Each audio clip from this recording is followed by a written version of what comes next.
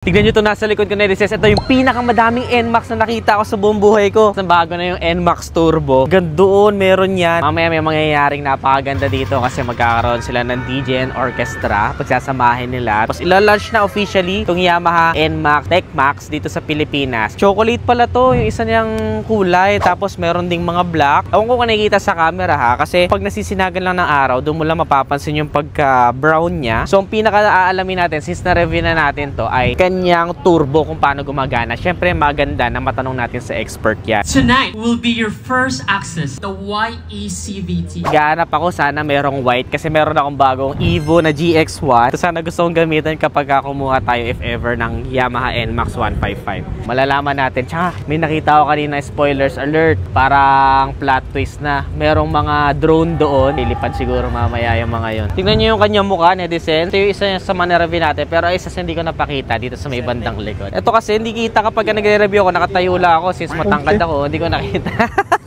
Yung ilalim, ayan. Nandito pala yung turn signals niya. Pero nakita naman sa video, kaya lang ako, hindi ko siya napansin. Dito pala yung turn signals. Keyless na rin, syempre. Pero since na-review na nga natin to, test drive na lang ang kulang at saka kung paano gumagana yung turbo na sinasabi. Nakakatawa, ang dami NMAX. Alamin natin. Follow this page for more. Always keep it cool. Ride safe always.